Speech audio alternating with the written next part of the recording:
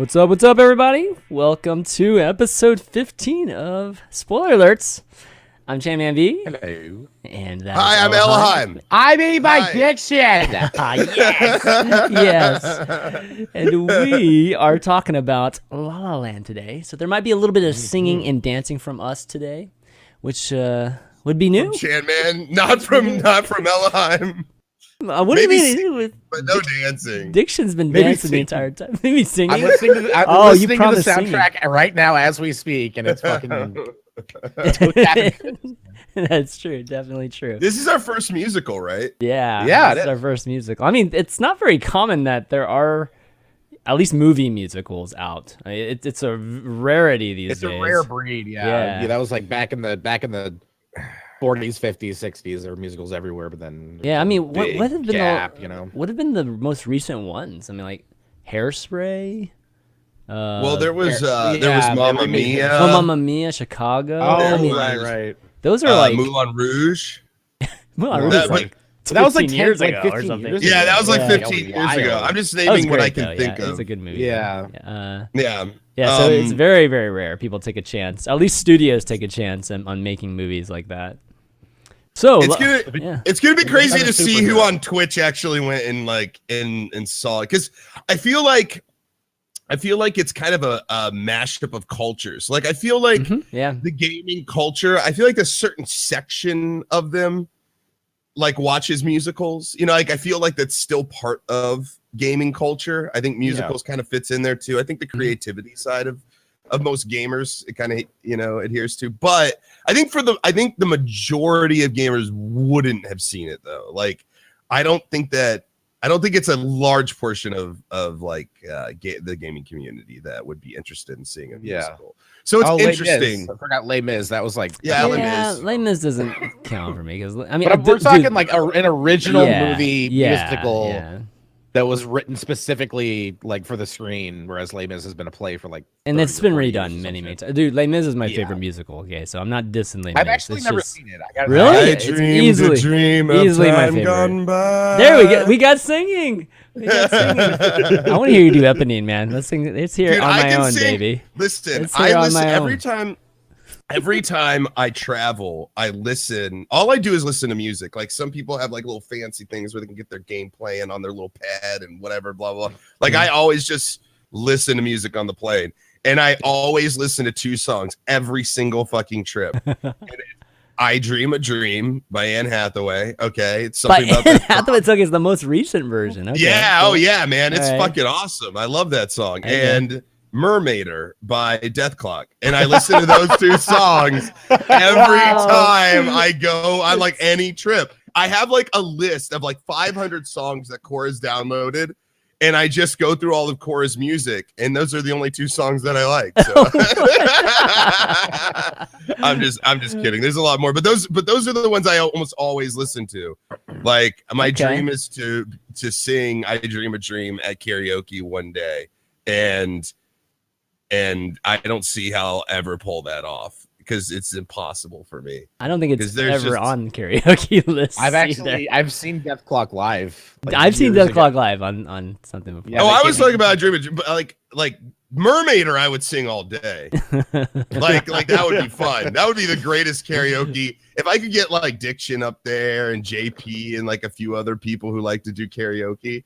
And do like JP likes to do karaoke, really? Yeah, I've seen him do karaoke. I didn't know that. He likes to go to karaoke and sit and sing along, but he never actually goes up and does I could never see JP up there. He's a participant, singing. but he's not a karaoke singer. Holy crap! I don't know. I feel like I've seen him sing, or Zeke. Zeke's a karaoke. Zeke like no question. Shit. Zeke would be a karaoke. Yeah, you get him any room, he's gonna try to grab attention. That's Zeke. Yeah. He's like karaoke. You mean I get my own stage and I get to people sing? Are gonna look at me and pay attention? I'm in. Let's do it.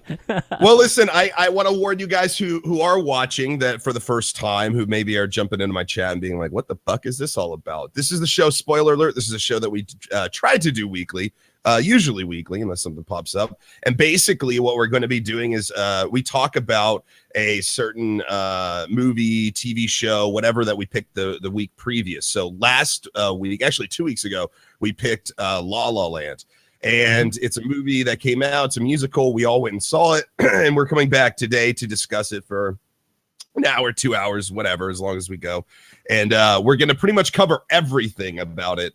We're going to talk about what we liked, what we didn't like, just have pretty much an open discussion that most people would like to have about things on the internet, but can't because they're too scared about spoiling it for their family and friends. So this is a place where you can go and have that conversation and not have to worry about that shit.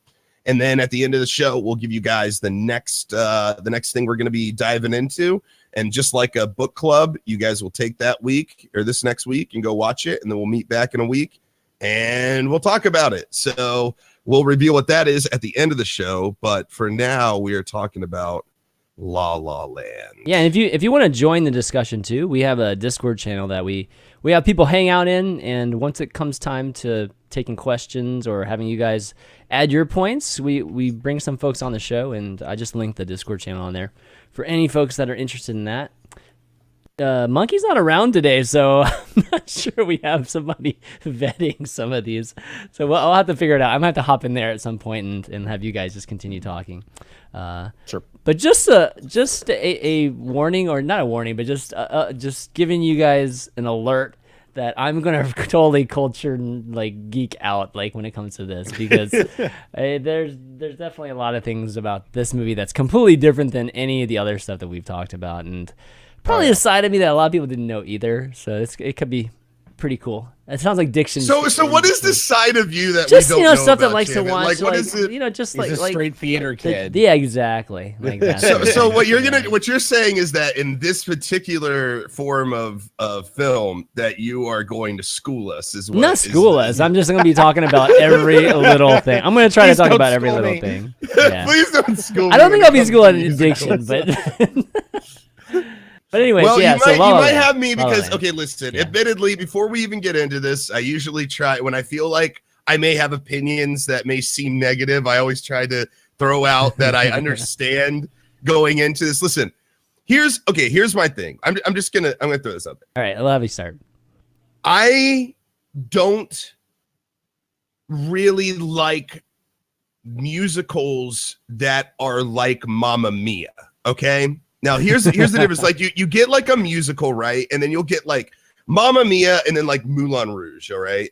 It's like two musicals, but still very different, right? There's a difference there. I think you can see a difference there in the. What do you mean? But like Moulin Rouge was kind of artistic like a punk rock version of a musical where they took songs from the 80s and 90s and yes, and the thing is, story a little bit, you know. I guess it has to do mostly with the style of the story. I don't want like big choreographed stuff, you know, like like that kind of thing. I want like feeling. I want emotion. Like when I watched Moulin Rouge, I felt like everything that they sang. Like I loved the music. I got into that movie. Like I loved that movie, and I thought it was incredible. And I think it's just the content, really. It's not the musical. It's just the type of music, the mood, stuff like that. Like if it's I went and saw Mamma Mia. I went with my girlfriend at the time when it came out, and I just was so fucking annoyed with everything. And I'm okay with ABBA, right? It's ABBA. Yeah, but I'm really okay with it, so much ABBA. When they're like dancing through the city and then like the city people are like, oh, it's a dancing queen. Like, oh, blah, blah, blah. It's like, what the fuck are you even talking about? Like, what are you even saying? I don't know. So there's this like level for me where like I enjoy cheesy, musicals I guess a lot, you could say. and I also hate musicals like at the same time.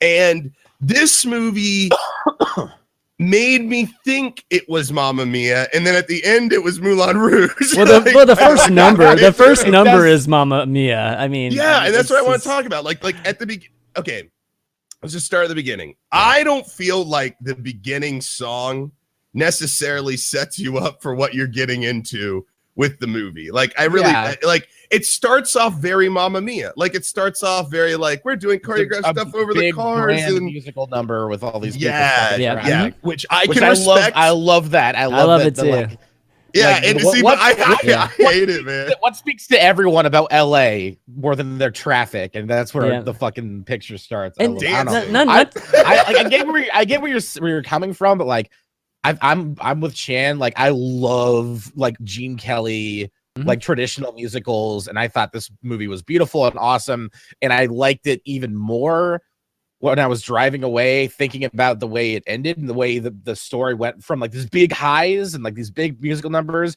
and then it like got super fucking real and down to earth and like kind of like really bittersweet. And like when I was in the theater and like I watched the ending, I wasn't sure how I felt about it. And then the more I thought about it, the more I respected the movie and the director for not treating me like an imbecile, you know. Like I feel like the easy way to fucking do that movie would have like a super happy upbeat ending, everyone gets what they want, blah blah blah, but they went a different route and they're like, well, life is complicated and sometimes you can get what you want with different results, you know, blah blah blah. And so I mean, that's what I like. I'm just trying to establish my bias that I don't have for old movies. I don't have an appreciation for like Cora loves old movies. She loves like she always wants to watch the thing around Christmas. What is it called? Wonderful Life? It's Wonderful Life. It's I'll find it. It's on Netflix. Basically, it's an old song and dance kind of movie. I don't like old movies. If it's black and white, I get bored. I'm like, fuck this. Even like except for a few classics. Why are you hosting the show? Except for a few classics. Seven Samurai. All right. I'm just saying I have a certain type of thing, and I don't like Casablanca. I love. I can watch that all day. Like that is the quintessential old movie. Yeah, what are you talking about? And I can and I get that. I like that, but I would say most movies I don't like, and most musicals I don't like. Most of them. So, and I think it just has to do with the realism thing. I think that's it. I think for me, it's hard whenever they're talking and it's a normal scene in a conversation, and then someone has to do that transition into the musical part. And it's almost like I have to tell myself that we've just flipped into an alternate dimension where this isn't really happening. This is just, like an artsy way of showing what's happening. And I just like have to tell myself that whenever it flips, because for me, the transition is always silly. It's almost always silly. Yeah, sometimes it's silly. So I feel like in La La Land, they always set it up with the music. The music would kick in. And then gradually people I love the scene where they're walking back to their car and they're having a conversation, but then he starts kind of dancing a little bit, and they do that bit where they're like sitting on the bench and they're moving to the music. I like that. That got me. Like, I was like, that's fucking beautiful. That's a good way to transition into the sing-song dancey stuff, I mean, to be honest, there weren't many scenes that were like breaking into dance. I mean, it was like the first number was by far the biggest one that was What You Hate, Ellohime. And then the scene with the pool party was a pretty big number too. Yeah, the pool party. I mean, them, when she was in the yellow dress, when she was in the blue dress too, there were a couple times. But then the second half of the movie, like there was barely any of that. I mean, most of it was like these kind of fantasy scenes where they're just imagining things. So it wasn't like, oh, they're just walking around and all of a sudden, let's just dance all of a sudden, which I think is the thing that you hate the most.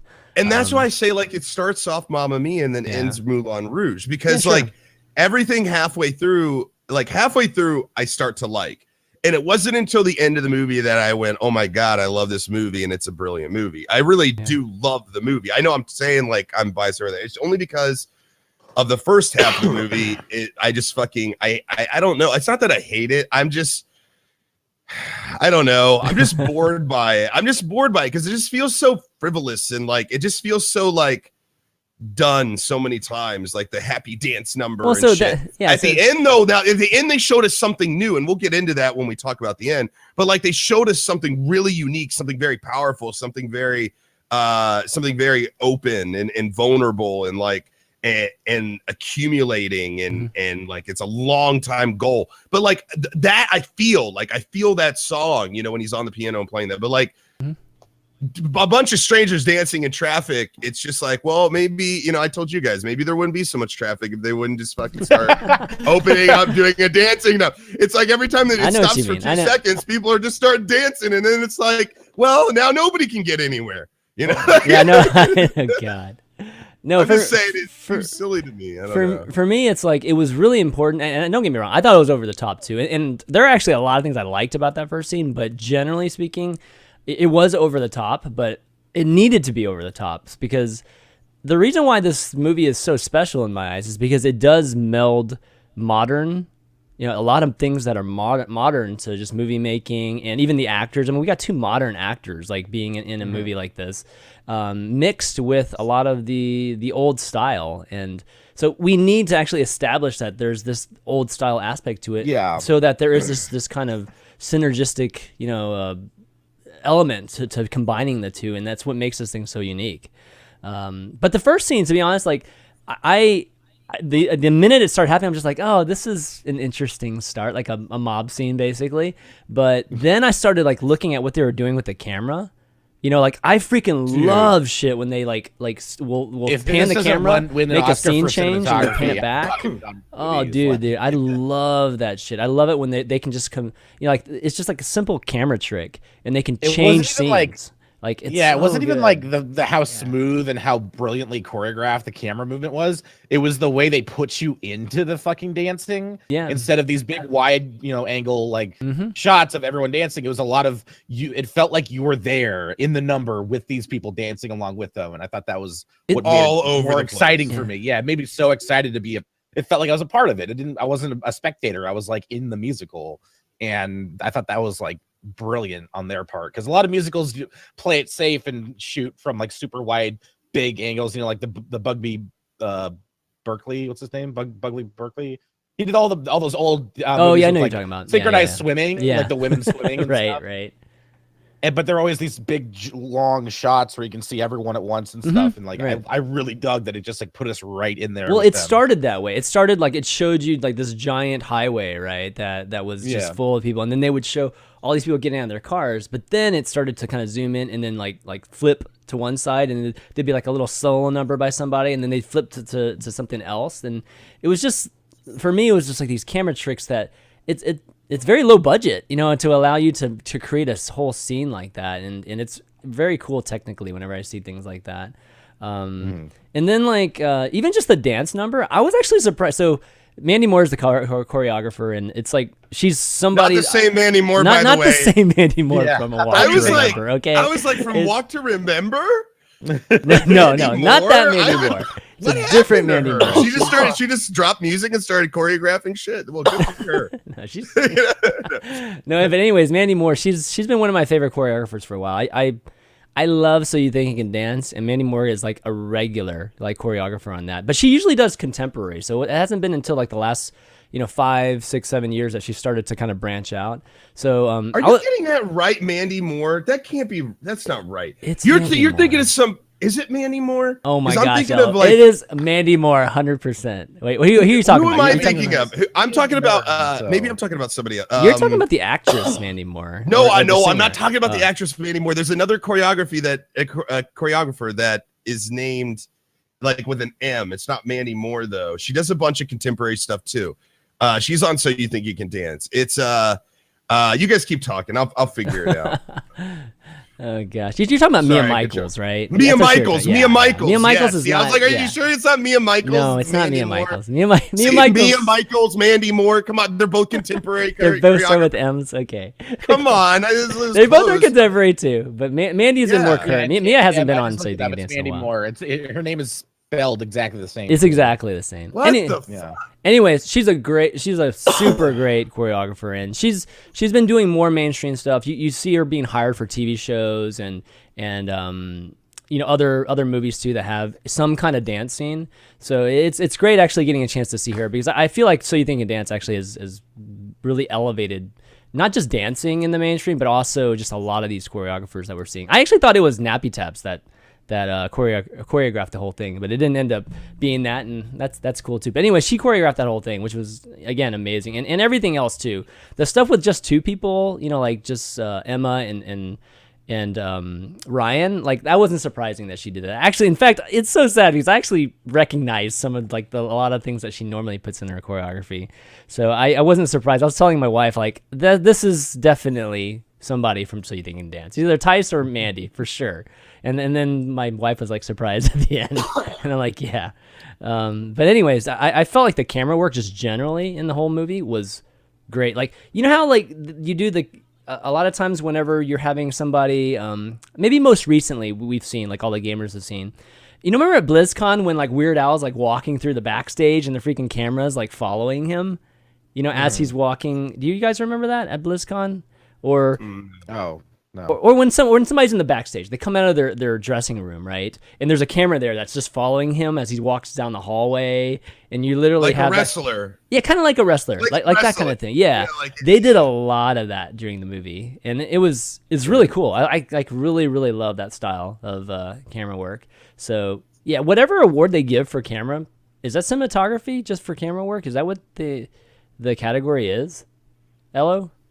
Oh, I have no idea. I have Well, no like, idea. just for camera, just for whatever the camera work is, in a movie. I can make a guess, but I don't know for sure. Yeah. Well, whatever it is, they should win it, like hands down. Like it's not Best even cinematography. Yeah. I like the cinematography quite a bit, but there was a couple scenes that I didn't like. When she comes out of the bathroom after singing and everything's still, and then the dude jumps into the pool, and then they just start spinning the camera. I was like getting nauseous. Oh, I know what you mean. It did get a little, yeah, it was a little dizzying. That one. Yeah, was when they started to do that, I was like, oh my god, like fucking song Bathroom overload, time. visual overload, Bathroom like, time. Yeah, like I saw that was the only thing in the whole movie that visually that I was like, I can't fucking handle what's happening in front of me right now. I mean, No, I know maybe what you you should mean. grow up. I'm just saying. Yeah, I think you guys can agree that was kind of a weird way to end that song, and kind of not a visually appeasing way to end that song. But I no, don't get I motion sickness, so I liked it. Yeah, I didn't. Mind you it. like that I at the end? That'll just like circle Yeah, and just I like didn't faster mind and faster. I don't know. I don't know. I felt weird. It felt like such a, I don't know, like a weird way to end it. It was almost like it was like a dream sequence, like at the end. A little, yeah, a little bit. It's like old school effects type of thing. That's what I mean. Like again, with a camera, they didn't use a lot of modern effects. They were trying to use some old styles, which was kind of interesting. What do you guys think about the music? Oh, go ahead. No, go ahead. Yeah, no. I was just What I was gonna gonna say, say was, yeah, go ahead. well, fucking hell, Yeah, Buck, man. shit, man. Go Somebody just ahead. talk. Go Buck. ahead. I'm Both of louder you. than you, therefore I talk first. There you go. The music, I liked the music. I liked it, but I don't feel like I have a connection yet with any of the songs except for maybe one of them. You know, like I keep going back to Moulin Rouge, but that's kind of where I go. Or like Wicked. Like I remember Wicked reading the is book for awesome. Wicked. I saw it Broadway. Like I love Wicked, and I can listen to the Wicked like soundtrack and totally enjoy my day. Like almost every song. And then, you know, like Moulin Rouge, same thing. Like this one, I had a harder time like latching on to the songs. The only song that I really liked was the song that he sang when he was on the boardwalk. I can't even recall it right now. Again, I haven't familiarized One where he was myself as much whistling, as I right? should. Yes. That scene and that song I thought was so well put, like that just fit so well. Him just kind of on the dock by himself, kind of thinking about, you know, what he's doing, his future. He's just really mellow about it. He's chill. Like it's not even like a sunset. It's almost like just past sunset. Yeah. You know, it's like kind of dark but still light, you know? And he goes over and he kind of slow dances with the woman for a little bit. He gives the guy the hat. It's a very simple scene, like him just being on the boardwalk and singing that song. And I really liked it. And then it ended up popping up several times throughout the film. What was the main song? I think that song was probably, if I were to pick the one one at the very beginning, the da da da da da da da da. I don't know. I mean, he plays that song at the I'm very listening end. to it right now, and this theme comes. Yeah. It's like, titled it's like main every other song. This- Oh this no! main I know, theme, but keeps I coming mean, out. for me, that song of his was I don't know. For me, that was the main one, or at least thematically for the whole movie. Because doesn't he play it at the very end? He plays that song. Yeah, I at the think end. I think he like does play that song specifically because they had that moment together when Right. they had sung it together. And I thought that song was incredible. The rest of the songs, I'll have to like just sit down and listen to the album while I'm doing something, like just throw it up on Spotify. Yeah. And I'll probably end up liking more of them. But the only one that stood out from that couple of hours that I watched the film was that song. All the other songs are just like mishmashed in my head. Like they all sound the same pretty much right now, except for that song. So as far as the music was concerned, I thought the music was good. I never thought this is a horrible song. This is the worst song ever. But you know what I'm talking about. When you listen to music, everybody has their own little process, and it can be different for different people. For me, usually when I like a song, it'll hit me really hard right away. Like I'll know within the first 30 seconds if I love this song or not. It'll do something, it'll make a change, it'll hit a note, it'll whatever, and I'll just be like, I'm in there. I love it. Get an emotional response, kind of pretty much. Exactly, yeah. And it's hard, it's hard to find music like that for me because I'm very picky about my music. I like all sorts of music, but very picky about it. So I felt that way one time during the movie, which is rare. I may not even feel that at all, during a whole musical until afterwards when I start going through the CD and I start listening to it. I think when you start familiarizing yourself with it. Yeah. But yeah, that one song I thought was incredible. Just a nice, easy listening. It's just a relaxing song. The way that he presented it at the first time we hear it. Yeah, the one about the stars and no, that's Diction. What'd you think? I love the music. I went into it knowing the director is like a huge jazz musician fan and I think player too, because his first movie was Whiplash, which is all about jazz drumming and jazz, like big band jazz. So I went into it knowing there'd be a lot of jazz, and I was not disappointed. It introduced me jazzed for it. I was jazzed for it.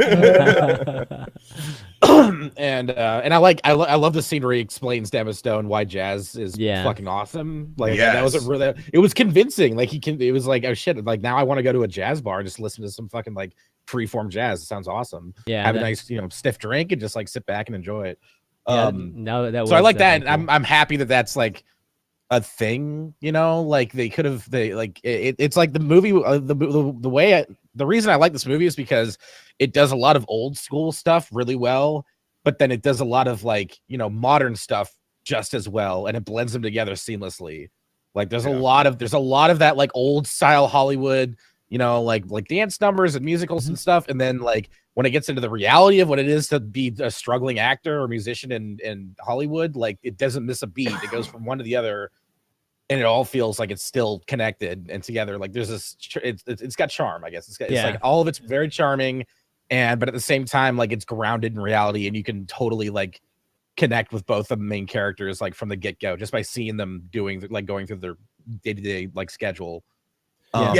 That was what I thought was probably one of the most impressive things about the movie was how it looked. It made you feel like you're watching an old movie, but it's modern times. Like whenever he's on YouTube, like there were parts in the film that made me go, "Oh, we're in modern times still." again, when he was on YouTube, I was like, "Oh, they've got YouTube. Oh, of course they got YouTube." Blah blah blah. Or like their cell phones. Or where like there would be certain things that would pop up, and the jabs at the Prius are my favorite joke. Yeah. It's like which car's yours? It's a Prius, and the fucking whole street is lined with Priuses. Yeah, but that's the thing is like it I think it did such a good job of hearkening to those old movies and the way they filmed it. It was so hard to sometimes remember that we were in like a contemporary setting, like a modern setting, I guess I should say. Yeah, and it's kind of fantastical in that sense. Yeah. And the thing is too, I think it was very smart of them to do some of the shooting on the Warner Brothers lot, because it for some reason it brought that sort of old school film feel to it, like the excitement of shooting a film or getting your first gig and stuff like that. And she already kind of works on the lot. And I don't know why, but I think that just makes it feel, because everything looks a little like, everything looks a little fake there, but like it kind of lends itself to a musical at the same time. Because in a musical, usually you have sort of more fake backgrounds and kind of more, it's more of like a Broadway production. Sometimes. And I think that it comes across in the scenes in film, not just in this one, but when you have those kind of scenes and you have those, that kind of musical atmosphere, when they're on like a movie set lot, it still seems natural. because it doesn't seem seem like Broadway or made up or anything like that. It still looks like a musical, but it looks like a musical because it's in the place where they film musicals. But it's still it's still a real place. Well, so it's interesting. I thought it was kind of cool. It made me feel differently about this, like the setting where it's all taking place, because sometimes again it's that silliness that gets me. It's the silliness that gets me, and I wonder if they just waited for like 4 p.m. rush hour to see the beginning, or if they I think they blocked off that it'll be really funny if they just like really okay, let's go, traffic time, everyone dance. I mean, I don't even know if it was actually on highways. Who knows where that scene really took place. Did you guys notice that there's like no old people though in LA in this movie ever? You don't see like one old person except for the dock scene. They're like at that old couple that he dances with. Yeah. Yes, on the dock. yep, that's it. That's like the only old people you see in the whole movie. Like otherwise, everyone on that highway was young and fucking ready to dance, man. Like everybody. Well, they all had old people can't dance. Let's be real.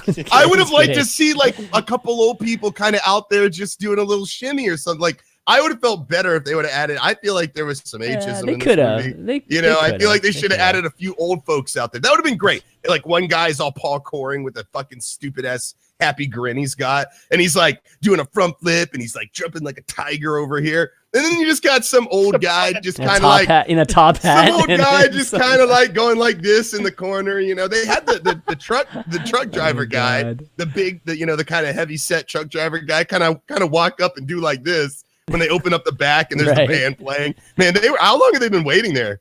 Like to play, you know, they've been practicing that entire time in the trailer. They're like, one day while we're moving around, we're gonna take our band, we're gonna make it big. We're gonna be the moving boys. The moving boys. That's gonna be. One day, someone will pop this open, we'll break into song, and we'll make it big. This is LA. Anything can happen. Exactly. No, for me, the music, I think they did a great job of melding. Like we were just talking about melding modern, and old things. They did that exact thing with the music. There weren't a lot of notable songs too, so I agree with you there, Ellohime. Like I can't say that I'll be literally singing some song from this movie. Like I highly doubt that will happen. But the fact that they combined like pop jazz, which is kind of like what you saw from John Legend's band, like that whole selling out thing, mixed with just even that song that you love, Ellohime. It's like an old school style that they used to do in the 50s and 40s just as like background music, in movies back then. It's just like a very simple keyboard line, that they would play on a lot of these scores and tracks back when we didn't have crazy symphonies and stuff going, like to back up movies. So they did a great job of that just mixing the different forms of jazz too. And by the way, I have to agree with you, Diction, that I was really impressed with the acting that came out of Ryan Gosling, especially in the scene where he's explaining jazz. Like that scene was so like, as somebody who doesn't, I mean, I like jazz. I like some jazz. I actually like scat, like the, like I love that shit. I some people don't get it. I don't know.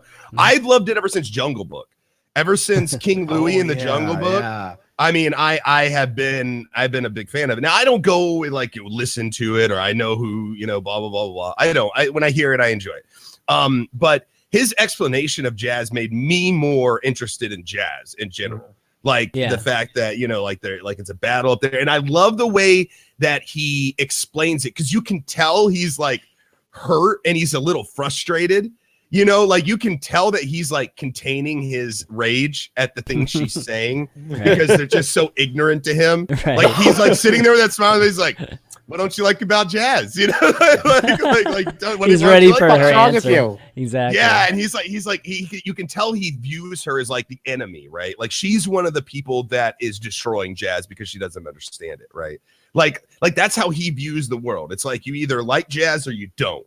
Because he's just, that's his whole life, And for her to go, listen, I just have to tell you right off the bat, I don't like jazz. That's just like somebody coming up to us and going, hey, just throwing it out there. I don't like video games. I think and we would just be like, get out.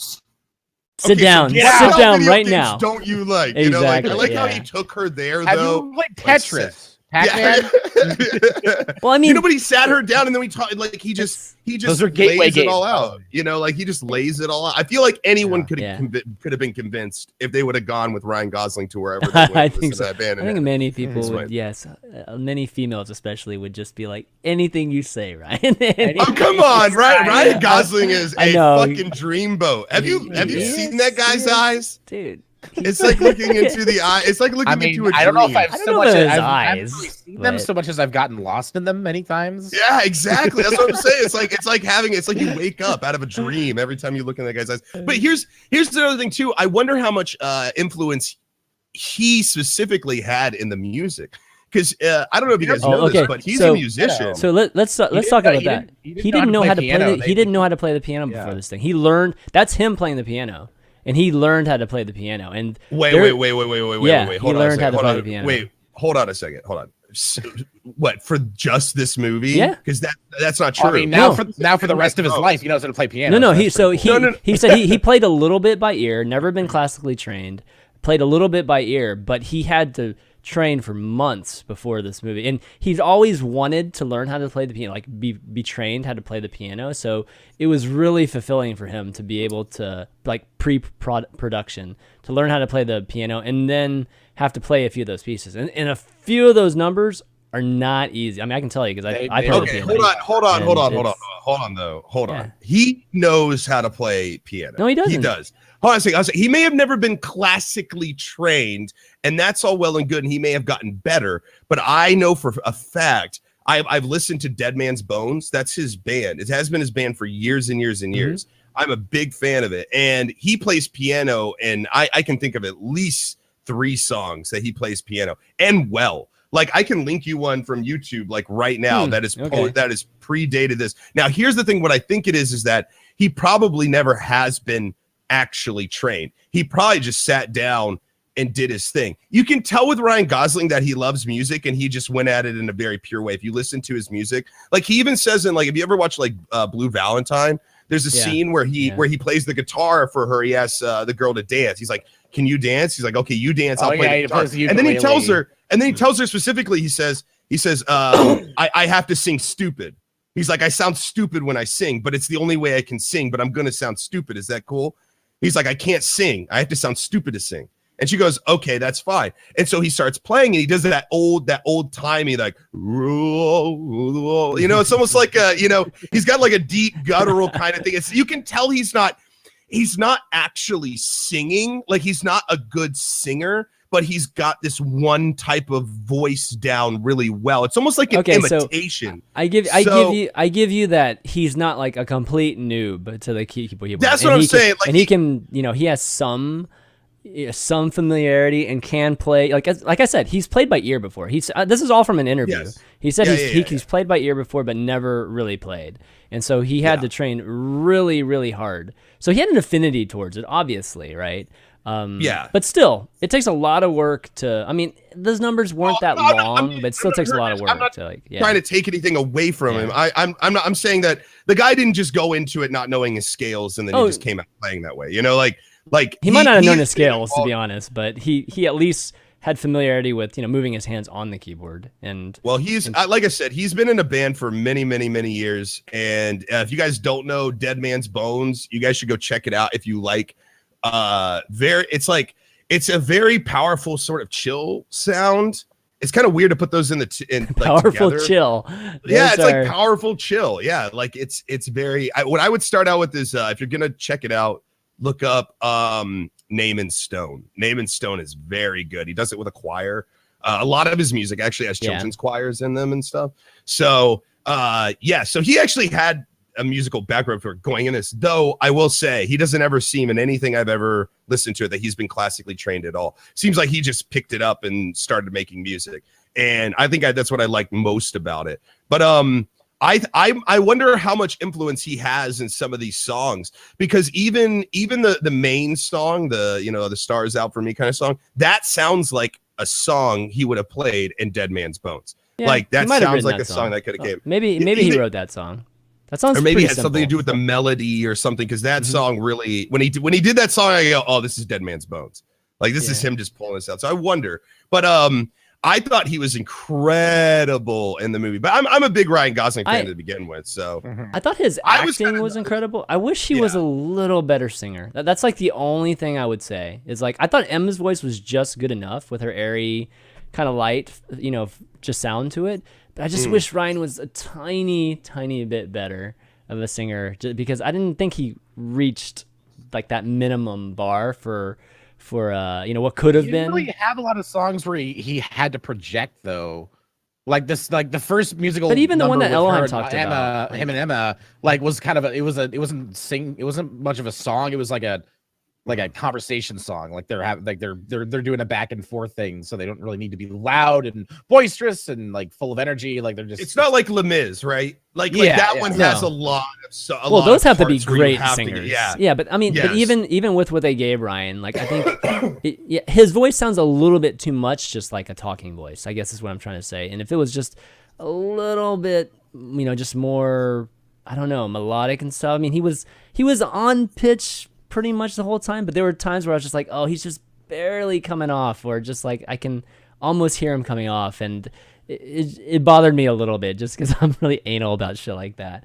But see, that's how his I felt acting about was Emma great Stone. though. His acting was great. See, she's not the greatest singer either. Don't get me wrong, but I think it was just like just good enough, just that airy light tone, because there were a few moments where she's singing really just. She's singing quietly and very soft, and it's very just like leisurely, and it's not easy to sing like that. I have really bad hearing, and apparently theaters these days don't respect me for that. So they like the volume levels will be like it's like the same with Captain America too. Like I was having a hard time like hearing like conversations in quiet scenes. That's like my wife. My wife's the same way too. What the fuck's the point of THX if you're gonna turn it all the way down? Like, dumbasses. I like how I feel like I have to like come to your aid. Like, is this theater disrespecting you, bro? Like, theater disrespecting Fuck you! I've just paid $12 for this. Fuck you, theater! Don't you mess with my friend. It's a musical. I need to hear this shit, idiot. That's true. Okay, so when I hear Emma Stone's voice, I think of like. This is what I think of, and I'm going to try to explain this in the best way I can. If you get it, you get it. If you don't, then maybe I'm just weird, obscure. So I see her as like this certain type of voice, this kind of like soul, a little raspy, a little like, whatever, but it's like this it's almost like a voice that has a little bit of pain to it.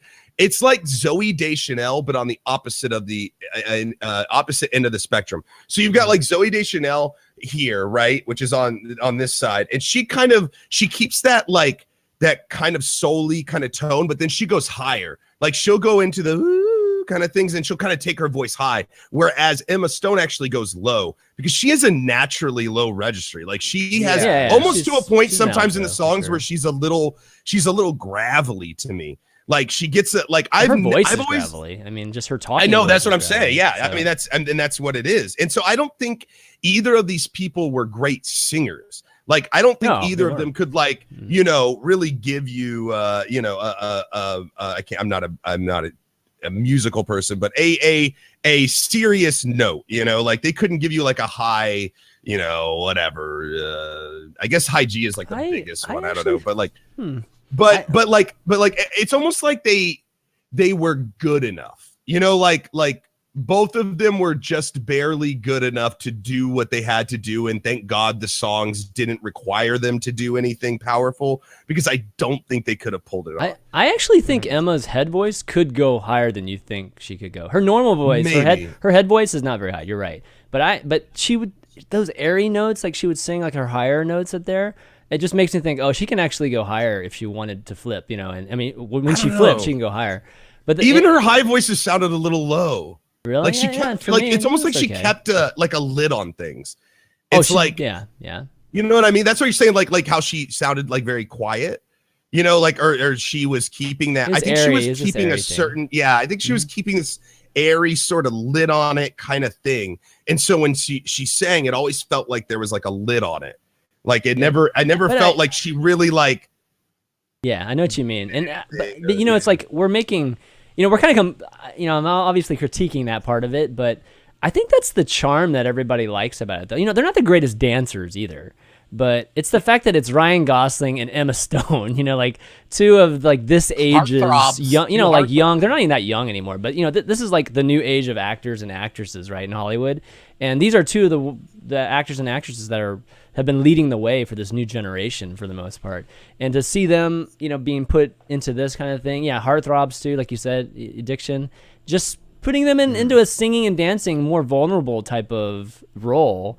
I think that's what's the charm of this movie and what a lot of people like about it. So it's good that they're not phenomenal dancers or singers. You know, it's like, it's not Anna Kendrick. You know, it's not the people that you know that are great singers or that have already done things like that. It's these two people we've never seen in these type of roles, and it's really cool to see them do this. Yeah, and don't get me wrong. I think they did an excellent job. This is very nitpicky. I mean, overall, you know, I really respect the amount of talent that has to go into even do a film like this. Like you really literally have to be a triple threat, right? Like what they call a triple threat in theater. See, is you that have true to be able though? to God, I feel like if you have months to practice, like a dance scene, I think dance scenes we could make it look good. Okay, I'm telling you, the three of us could make something for TwitchCon. Oh my gosh! We'll just do a flash. Are we doing dance, talent show? Are we doing the TwitchCon? A spoiler alert flash dance. Fuck! Oh hell yeah, dude! Let's go. No, We'll just I do interpretive dance. I'm one of those people that like if you. I'm sorry. Go ahead, Dixon. I was saying we could do an interpretive dance that spoils a movie. Oh my god! What movie would that be? We could do Lord of the Rings. I'll like walk up with like the ring. We're just gonna walk for 3 hours. Yeah, for 3 hours. It's just like a strut walk. Maybe like fight a power a walk two. the whole time. And every now and then I just look over at Dixon and go, "Nothing dampens your spirits, does it, Dixon?" And that's it. And that's all I'll say. We'll just keep going. Share the burden. I think I would have to be one of the. I would have to be the Hobbit since I don't have. You guys would have to be the dwarves and the. ChanManV, you can't be in it because there's no people of any ethnicity besides white people. I could be an elf. I could definitely be an elf, dude. People say I have an elven look. I could totally be an elf. Just give me some ears, baby. Give me some ears. People say I have an elven look. I mean, clearly he doesn't age physically. I don't age physically. You're right. You don't. I actually I have to learn how to talk like that, man. Oh my god. Oh, it's so good. Anyways, we diverged so much. But I thought that did you guys feel like they had chemistry? Oh, for sure. Yeah, definitely. No question. I agree 100%. The movie would have fucking flopped for me if there was no believable chemistry between them. They have great chemistry in all the movies. Like even I mean, honestly, Emma Stone's just such a natural. She's awesome. Stealing actress. It's really hard to not have chemistry with her if you're like opposite her. You know. Yeah, but like everything she's even in the bad movies she stars in. She's like the good part of it. Like she's the good, like the only like shining light. Are we still pretending that she's hot though? Like, are we still pretending that Emma Stone is hot? She's got that nerdy hot thing going. She's got that, the girl next door thing. She got the nerdy hot thing going. She looked insanely thin in this movie. Did you notice that? She's always thin, though. I know that she's always thin, but if you look at her in some of those dresses, her arms, I am like, holy shit! Like, eat something. Like, honestly, like. I got a body shamer, man. I'm just saying, no, it looks unhealthy. Some of those scenes, like when it shows her back and her arm, I thought, who I thought of was Kristen Dunst. Kirsten Dunst. Yeah, Dunst. That's it. Yeah, I thought of her. Remember when she got real skinny for a while there? That's what it looked like to me. But most guys find her attractive. In this movie was the first time I ever agreed. Like in this movie, there were scenes that she was cute. She was fucking cute. Like she looked nice. She looked like in a certain way that I was like, okay, like I can see it now. But until this movie, I get her voice, the raspy voice, the sexy voice. I get that. Like she could be a phone sex operator, but like don't ever look at her face. Like I feel like I'm a big don't ever look at her face. Holy I'm a big face person. Like a face has to look nice. Like I don't know, something about her face looks like I don't know. I feel like she could have been in like My Name is Earl or something. Like I feel like she could have been like a trailer trash girl or something, and it would like nobody would have blinked an eye. Like it would have been fine. The thing about Just Emma that Stone, your daughter's gonna grow up and look exactly like her. And She's gonna have the big eyes and everything, man. No. The thing about Emma Stone She's is gonna that listen to this in like 10 years and be like, Dad, I'm so judgmental. Dad, I look like Emma Stone. What the fuck, man? Don't I look like this girl? No, the thing about Emma Stone, man, is that I mean, I think most people in Twitch chat right now and everybody, I mean, she's hot, okay, but she's like nerdy hot, and her personality is, I mean, the coolest person. If you ever see her in interviews or anything, like she's just a fucking chill person. That girl is. There was one time where she like won an award, and her speech was that her brother was there, and he wanted her to read something if she won, and it was basically her like saying to like one of like this hot actress that's in the crowd that her brother's single and he's available, and it cuts to a shot of him and he just winks at the camera. Exactly. It's the funniest shit ever. Yeah, I mean, it's like, you know, like the Teen Choice Award. Look wise, she's not the hottest girl. There's no question. But when you add just her personality, she's crazy cool, man. And as an actress, is there any other actress that you can think of that can emote the way she does with her face? Like, I still remember her spectacular at it. Yeah, like I remember her in The Help. She hits ranges. You remember that movie The Help? I didn't watch it. It was the one that Viola Davis won the Oscar for. It was the one about like maids or back in the South, like in Alabama or in Mississippi, and they wrote a book that was basically outing like how they were being treated. And do you remember that? Anyways, Emma Stone was like the writer in that movie that that provided this vessel for them to get their stories out. All these maids or nannies and whatnot. Anyways, there's this one scene in that movie where she literally, like, her mom tells her that like the nanny that raised her basically like ended up dying and she didn't even know about it, and like her face just like goes into this heartbroken face. And there's a few times in this movie she kind of had the same thing, and it was just like, I don't know if there are a lot of actresses right now that can literally go from super happy face to heartbreaking face just by furrowing their face, like their brow. Well, look at that phone call she did at the audition. So good. Like, oh my God. The audition she did it with the phone call is like a perfect example of that. Mm-hmm, right. You see that range of emotions, like almost on a, flip the switch kind of thing. Yeah. I agree. She's got talent with acting, everything. I'm not knocking on any of that. I always kind of have to, there's just like a list of like actresses that everyone apparently thinks is hot, and I just don't get it. Like Rosario Dawson. Like, there's definitely some for me too. Yeah, me too. I just don't get it. But she's okay. But anyway, what I was saying, in this movie, I actually found her attractive. I think that they did her wardrobe really well, except for she always seemed to be wearing a bra that like stuck out too much. Did anybody ever notice that? I didn't even notice that. Every one of her, you're really harping on her physical appearance. I really am, man. I'm sorry. I was doing a lot of looking. What about Ryan Gosling's butt? Exactly. I think Ryan Gosling's an Adonis. Okay, so I am. There's no question that I'm sexually attracted to Ryan. There's no Gosling. question why people like Ryan Gosling. Okay, let's be honest. He is not a trial right now. Emma Stone's a trial. What? Come on, Ryan Gosling. There's nothing to say. The guy's beautiful. He's flexible and he sings. And I don't know. Maybe the bra thing is like an old style thing. I don't know. Maybe but I didn't know if I'm the only person. Anybody in chat? I'm just saying. Yeah, somebody noticed the bra thing in chat. Yeah. Okay, so somebody did notice the bra thing. Okay, so somebody else noticed that. Like Cora noticed like whatever. Wait. Oh, it was Cora. Yeah. Oh, well, okay. Thanks, babe, for backing me up. Oh, yeah, that's Cora. I didn't even notice that. Oh, that's Cora. Yeah, take me seriously.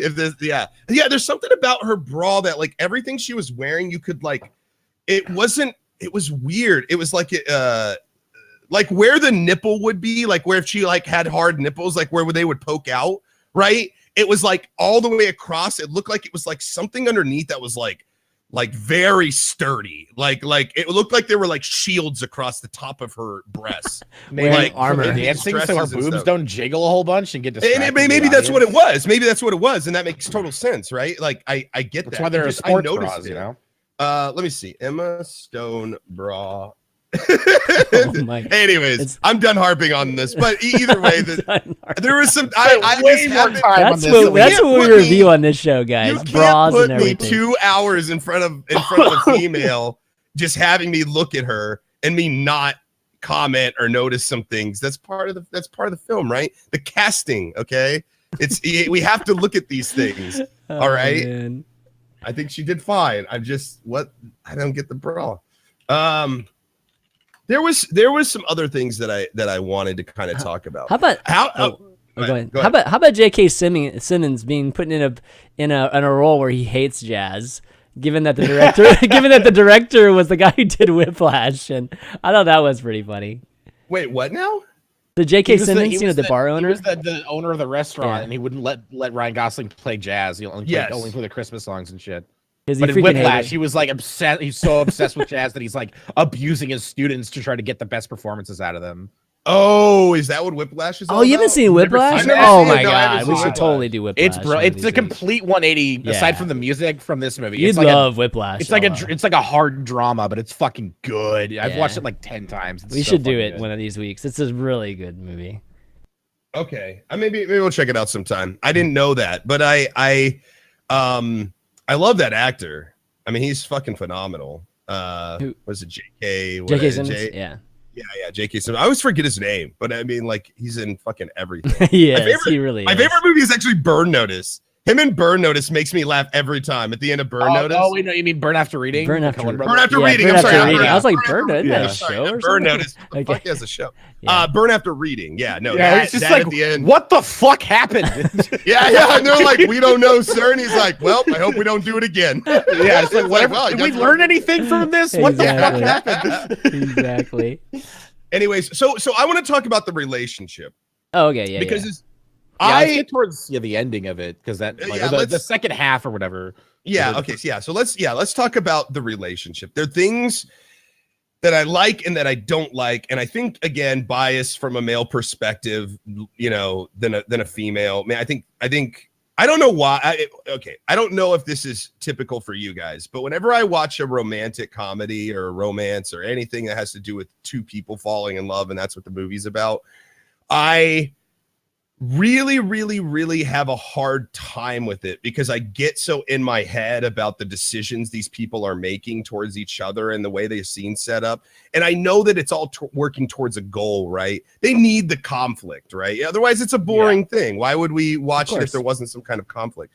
But the resolution of those conflicts always ends up bothering me normally. Like, it's always somebody stomping off or running off when they don't really fucking need to, and they could just chill for a second and have a conversation. But she always seemed, and I feel for Ryan Gosling's character in this. I feel like he did a lot to try to elevate her and help her and be there for her, even with a busy schedule. And she just, I feel like she was really combative and then it was not good at like conflict resolution, and it bothered me. I like the scene when they go to dinner, right? She calls him like, I miss you. I haven't talked to you in a couple of days. You can tell she's starting to feel a little, lonely or whatever, he feels distant to her. And when she comes home, he's got fucking dinner cooked up. He made a trip just for her. He was going to leave really early in the morning. It probably put him out, did this whole thing. And then she gets on to him about, the music and stuff. Do you love it? Are you doing it? What about your dream? All that shit. Listen, I know better. We all know better than anybody else when it comes to following your fucking dreams, right? Everybody has followed their dreams or tried to. And part of it, like in the book Fountainhead, right? Ayn Rand, there's this time where you have to go. In the book, the character goes to this granite quarry, right? He works at the granite quarry, which is just like fucking hard ass labor. And there's sometimes in order to follow your dreams, you have to go do a shitty job you don't like doing. You have to do things. The road to your dream is not paved in like the best fucking easiest, whatever. You know what I mean? Yeah. Like this guy, he has to be in this band to get some money so that he can acquire his dream. That's part of having a dream is you wash dishes, you deliver pizzas, you fucking wait tables so that you can raise enough money to do what you want to do. That's part of it. That's part of the dream. I feel like I know what you mean. I feel like her side of the argument wasn't so much. I feel like she understood that. Like I'm pretty sure she even mentioned it. Like she understood that it was a temporary thing, but then he kind of replied like, well, it might not be temporary. It might be for years and years and years. And she's like, well, that means years and years and years of their relationship basically being put on hold. Yeah, so but that was what was arguing. Like, but it wasn't so much about him losing his dream. It was that he was selling out a bit, and also he was clearly unhappy, and like that was the thing. No, I think I think what really bothered her, or like what made her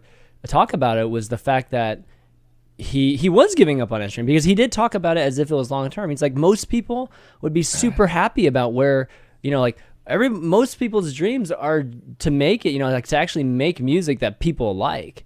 And isn't that what I'm doing right now? And I mean, because the thing is like, he could do this for like a year or two and then afford to buy a club, but he's not talking about that.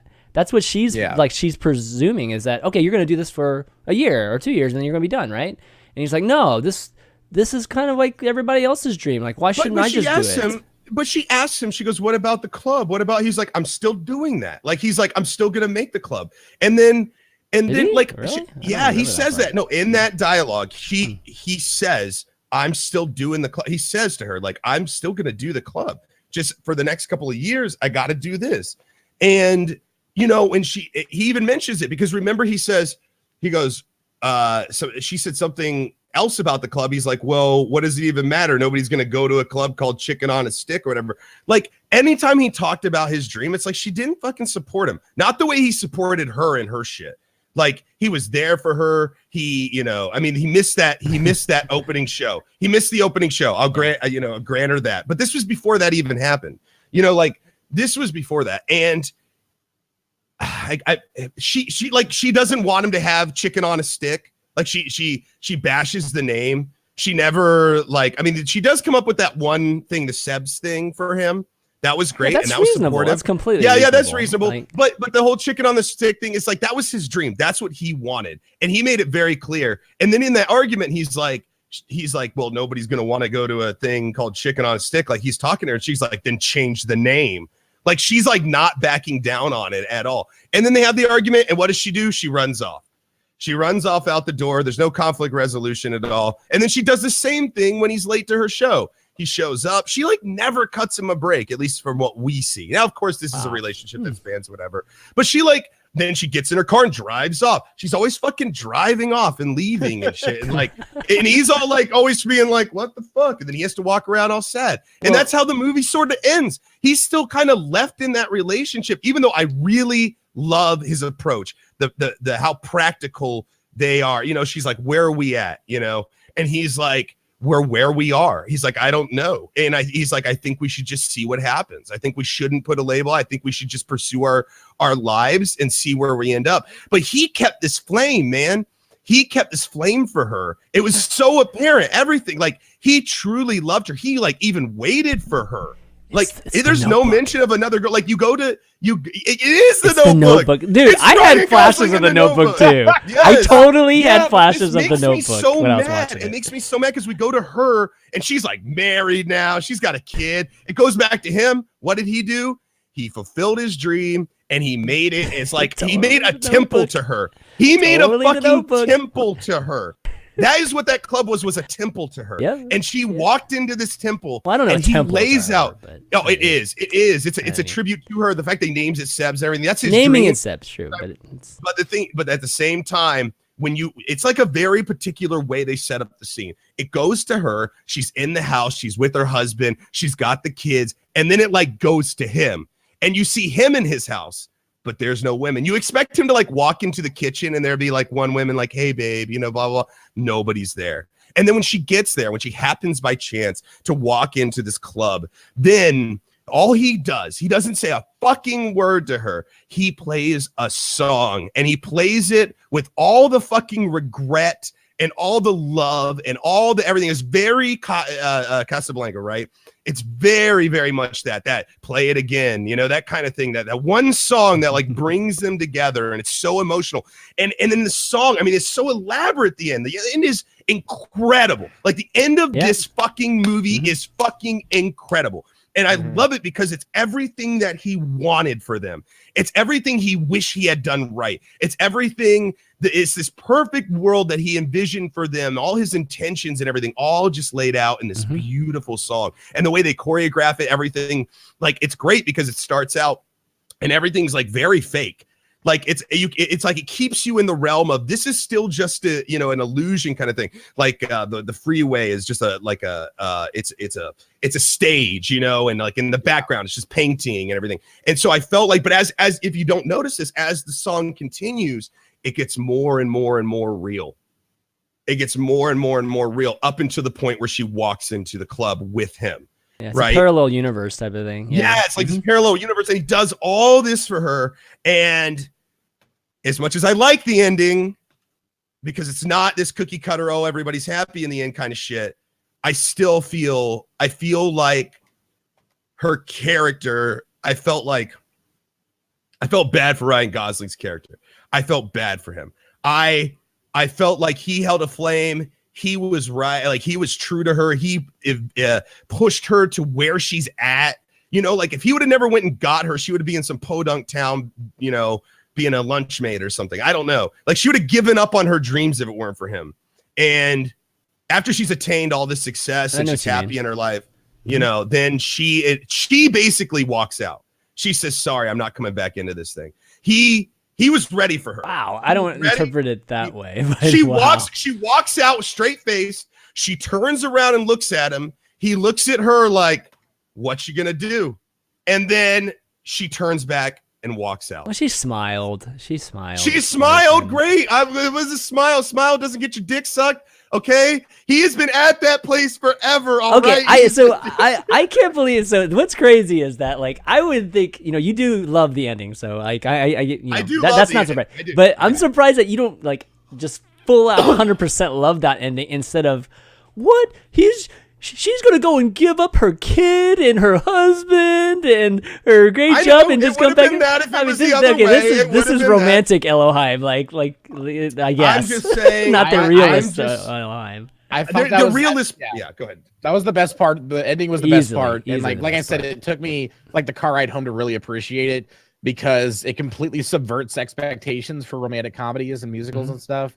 And I love because the whole theme of the movie is, you know, chasing your dreams, believing in yourself, chasing your dreams. And sometimes you need a partner to do that. You know, you need someone like in your on your side rooting for you. But in real life, that doesn't mean that you're going to be together forever. That doesn't mean that you're meant to be together. It just means that you're meant to be together for that time to get to that goal. Like there have been lots of people I've been with, like either in like, you know, romantic relationships or just like friendships where like we don't really speak anymore, but like the time I spent with them made me a better person in some way, or I realized something about myself that I love to do, and now I do that, you know, that kind of stuff. So I thought that was a really beautiful message, and it was bittersweet because it's like, yeah, you could see it as a sad ending where they don't end up together. There's this big fantasy of an alternate reality timeline where they could have been together and stuff. But that's not what actually happened. You can see that as a downer ending, but I thought it was uplifting. It's like, that's fucking cool. Well, like that made me a lot happier about life, you know, like it's not all, well, it doesn't have to be perfect, but it can still end up good, you know? Like, well, see, that's the thing is it wouldn't have been perfect. Even if they got together, it wouldn't have been perfect, right? Like for all the reasons that you said, she's like married now, she's got a kid, you know, like it wouldn't have been perfect. But here's my thing. How can you as a person harbor these and I get what you're saying, Diction. I totally 100% agree with you. And I think for her character, that's what this was. But I think for his character, I think that he held a flame for her. I think that it was more, I think that ultimately he thought that they would get back together in the end, like that she would see that he attained his goals, that he was able to do it. And that not only that, but he had still held something for her because he had named it Seb's in exactly the way that she had presented it to him. Like he changed nothing about it, you know? And I just, I don't know. I just feel like if she's married to this guy with kids and whatever, how can she do that knowing that she has these intense feelings and love for another man? Like, can you ever really give yourself to somebody when you have these kind of emotions and these kind of feelings? You know that out there in the world, there is this other person that you love, that you wish you could be with, but just because of circumstances and things that got in the way, you know, you aren't able to get together. Is it fair that she get with somebody else and have a kid knowing she feels that way? Like, it makes it like, these are the things that I think about when I just start watching a romance movie. You don't know how she feels about the new guy either. You know, like, there's a lot of missing information here. Later, so like by then she's guy was a douche. You could Come on, look at him. My God. He was like 80 years old. I said there's no old people in the movie. I'm sorry. He was like 50. I don't know. I'm just. This is a different Ello. This is good stuff right there. I'm just saying. Listen, I have, you know, I have who I am today, but who I am today is not who I always have been. And, you know, this movie sort of hit me in different ways. You know, you start exploring your own relationships and, things like that and what's going on. I do like the parallel too. I mean, I do like the parallel. Like, you know, I think everybody has gone through a phase in their life where they see somebody from their past, and then you just envision, you know, whether it's like you see something on Facebook, I don't know. I'm sure a lot of people look on Facebook and have this kind of reaction, but they just look on Facebook and they see somebody that maybe an ex-girlfriend or a boyfriend or something. And then they just have this like 1 minute or 30 seconds of imagining, oh, you know, I wonder what would happen if we ended up together instead or something like that. And that's kind of what happened with that parallel universe, you know, that during the song. But then you have to think about, I mean, how would that have been better? I mean, they still have the same career challenges, right? Like, if he would have just kissed her in the bar, would that really have changed anything in reality? Well, no, I didn't see it like that. I didn't see it as like a parallel. See, I didn't see that last scene as a parallel universe.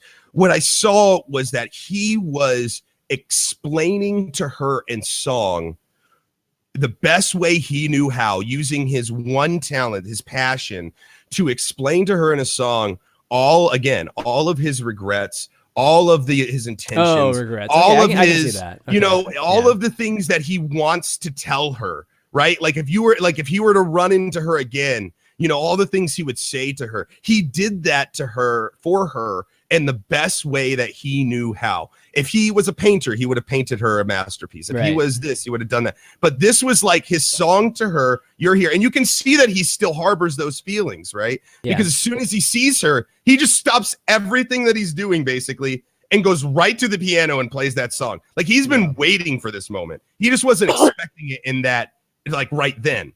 So he just says, you know, he's like, oh, we got so-and-so on the bass. We got so-and-so on the, welcome to Seb's. And then like sits down and goes right into it. So it wasn't like, it's not like, oh, if he kissed her that all this would have been whatever. It's just him through music saying he wished he had kissed her. He wished that he had been that person. He wished he had been there for her. He wished, you know, like all the, like her play would have been success right off the bat. You know, like, and I thought that's what was so elegant, so beautiful about the scene was there was no words. There was no words. He used the thing that he loved to portray it to her. You know, and and this was, as far as the movie's concerned, it was a beautiful and accurate portrayal of everything he felt that he needed to tell her, you know. And I thought that hit me, man. I cried in that scene. I'll admit, man, that hit me. It was a really good scene because there's so many people in my life that I wish that I could lay it out to them like that. You know, like I really could, like, I wish I'd done this, man. I really messed up here. I'm so sorry. Right. I had so many good intentions. And I wish that I could create something without words that I could hand to somebody or show somebody or play for somebody or sing for somebody or dance even for somebody and have them understand me completely. You know, like that's just knowing somebody. That whole build up to that scene and where they're on the highway and they just happen to take the exit and get something to eat and walk, you know, they walk up to the club. That entire thing is like just classic, awesome, you know, movie moments, you know, like, and especially in these type of movies just or pure cinema. Exactly. Pure cinema. This is like where you go to movies for. You know? Yeah, totally. You know, pulls an emotional response from you. So easily the best scene in the entire movie. And you know, what better way to end a movie is with like the absolute best. So yeah, I totally was moved by that scene too. Really, really good. Yeah. It's such a moving scene. It really is just like a beautiful, beautiful scene. I would watch. It's one of those movies that you'd watch again. Like you'd sit through the whole scene or the whole movie just to watch even that the first scene and 5 minutes. Even yeah, the first 5 even minutes. Even the first 5 minutes, man. Even with the parkour guy and the you know the box truck band, you know, like even all those guys. I'm just saying, like at the end of the movie, I went, wow, now I see the brilliance of this movie. Until then, it was kind of like I see it, but it was kind of muddled here and there. But then at the end, I was like, damn, I was just like, you know, like you just have to kind of like slow clap. Hell yeah. And again, it's that transition from the Mamma Mia stuff to the Moulin Rouge stuff. And that's what I like is that when the music has feeling, the music has depth. You know, I don't just feel like people are just singing and dancing just because this is what we do in a musical. Like this man had something to say to this other character. Yeah. You know, and that's why I like Moulin Rouge so much. There's a lot of that. There's a lot of songs that are to other characters that really portray their emotions. And I think as human beings, it doesn't matter where you're from. I think music is the great communicator, right? One of them. And I think crosses all boundaries. Yes, it's an international language, you know. Yep, absolutely. And I just again, I think it was astounding. And I wish I could play a song for several people in my life that, you know, like that I could just explain it all out to them, all the things I wish for them and what I hoped for us, you know. All right, we got a caller here, so why don't we pull somebody in? Yeah, let's pull him We in. got a caller. All right, Psycho, you haven't responded, but I'm just gonna surprise you. Psycho, you there? Yeah, I'm here. Hey, what's up? I know I might be surprising you, but welcome to the show, man. Oh no, you didn't surprise me this time, dude. You actually gave me a message so I could be ready Yeah, for that's it. true. It's Actually... a great improvement compared to the last few Oh times. man, look at this guy. Yeah. Yeah, do you have Critiques any comments? live. Exactly, critiques live. All right, you got a comment yeah, or I just wanted to question? talk about how this movie is. There's a lot of people, especially critics, saying that this movie is a love letter to Hollywood old school movies. With Chan, you definitely were saying how it's definitely got a lot of elements to the old school movies of musicals and whatnot. I just think that if that's all it was, it'd be considered pandering, and it's just ultimately only about people and their passions and how relationships themselves can improve those passions. And even if you get separated, like what Ellohime and Diction were going about, you can still be happy in different ways. We see this with Gosling actually being really happy having his club open up when he's talking to that piano player early on and saying how not bad is great. He's ecstatic about that because he's finally going in with what his dream was. And with Stone, we get to just see her having that family life and being an incredibly successful actress. Right. I don't know. I'm not sure he was entirely happy. I think he was happy for his club. I think he was happy to be doing jazz in a way that he wanted to do it. I think he was happy for that. But I saw a little bit of a broken man in there, man. I'm sorry. I saw a little bit of a man who was yearning for somebody who maybe in that moment realized he'd never have her again. You know, like that's kind of what I saw too. So I agree with you. I agree with you that he is happy about his life and that he did attain or is, you know, still working towards his dream. Maybe he has a new dream, you know, who knows? But I just I just can't say that I feel like he's totally happy at the end just by his reaction to seeing her. Yeah, I you know, after you saying that, I feel a little bit of that too. I still probably don't feel quite as like 100% like you about just the entire meaning of it, but definitely the whole regret thing. I can see that. Yeah. We didn't really talk about the plot line, you know, just them being struggling artists being in Hollywood. I think this is one of the reasons why Hollywood people love this movie too, is because I think they can relate to just being, you know, a struggling artist and you know, going to those auditions and having apparently those auditions were just the script was created based off one of Ryan Gosling's auditions. Like he told the story. That's how auditions fucking are. No, but he told a story to one of either the director or the writer or whatever, and then they made a scene out of it. Like literally the exact thing where, you know, I think maybe the exact dialogue or whatever it was. Auditions suck, man. Yeah, they suck for both sides. It's like the actor's nervous and like really needs the job, and then the other side has seen 100 people in like 24 hours, and so they're tired and they just want to fucking find someone, and it's just like, yeah. So I mean, there needs to be a shakeup of the audition process in Hollywood because it's just brutal for everyone involved. it's kind of like it's crazy sometimes. It's kind of like a meat market sometimes. But Yep. But yeah, so the struggling artist mixed with the struggling musician, and just having how those things kind of intertwine and things. I actually think the script and the plot was very well done too. And we haven't really touched on that at all. My real complaint about the movie was that I would have loved more musical numbers. Like, which is not really a complaint. It's just I wanted more. I wanted more of it, you know? Because like it definitely in the third act it definitely slows down and there's less musical stuff because it focuses on their relationship and like where it's headed and the turning points and stuff, which was good. Like I like that break. That worked. Yeah, I liked it too. Like, why would they be sing-songy if they're both kind of like miserable and not feeling? Unless it's miserable sing-songy, which I'm totally fine with. Exactly. He goes back I dreamed a dream. All of a sudden, I dreamed a dream right there.